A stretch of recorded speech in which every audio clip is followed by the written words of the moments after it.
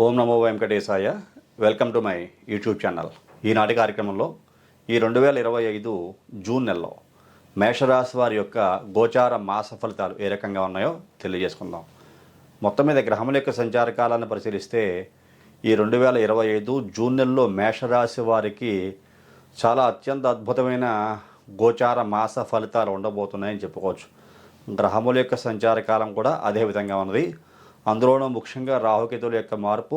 రాహువు మీకు లాభస్థానంలో కుంభరాశిలో ప్రవేశించి సంచరించడమే ఈ యొక్క మేషరాశి వారికి చాలా అనుకూలమైన పరిస్థితులు రాహు ద్వారా ఉండబోతున్నాయని చెప్పుకోవచ్చు.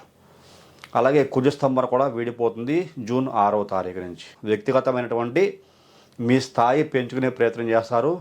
వ్యక్తిగతమైన గౌరవ మర్యాదలు ఎప్పుడు ఎక్కడ ఎవరితో ఎలా పెంపొందింప చేసుకోవాలి అనేటువంటి ఆలోచన ఉంటుంది. ఆ విధంగా ప్రణాళికలు వేస్తారు.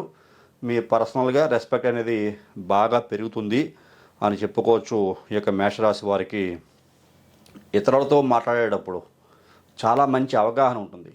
ఈ వ్యక్తితో ఎలా మాట్లాడాలి, ఎప్పుడు ఎలా మాట్లాడితే ఆ వ్యక్తితోటి మనకి సరైనటువంటి పనులు అవుతాయి.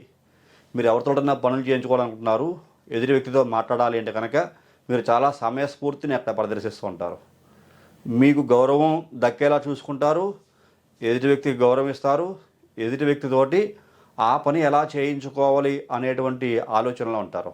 ఇందులో బాగా సక్సెస్ అవుతారన్నమాట ఈ యొక్క మేషరాశి వారు ఈ జూన్ మాసంలో అని చెప్పుకోవచ్చు. అలాగే అందరి యొక్క అభిమానాన్ని పొందేటువంటి ప్రయత్నం చేస్తారు.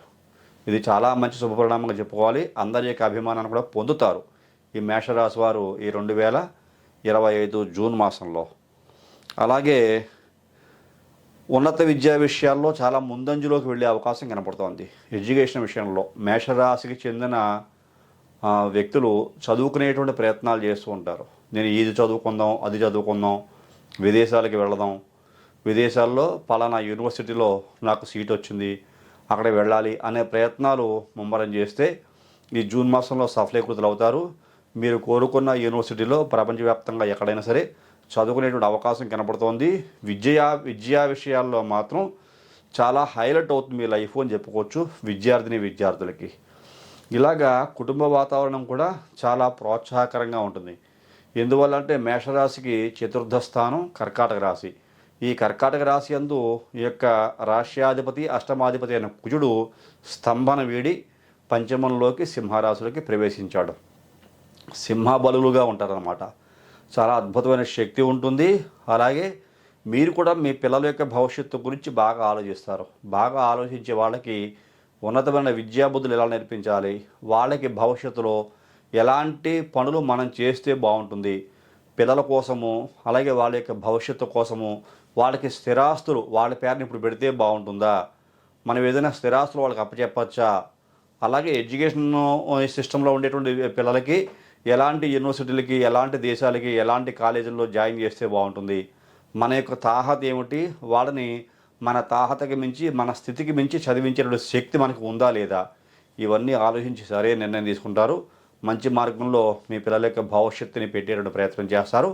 అందులో సఫలీకృతులు అవుతారు అని చెప్పుకోవచ్చు. ఇది చాలా శుభపరిణామంగా మేషరాశికి చెందిన వ్యక్తులకి జూన్ మాస ఫలితాల రూపంలో మనకు తెలియజేయబడుతోంది అని నేను మీకు శాస్త్ర, పంచాంగ అలాగే జ్యోతిష గ్రహాల యొక్క స్థితులను బట్టి తెలియజేయడం జరిగింది.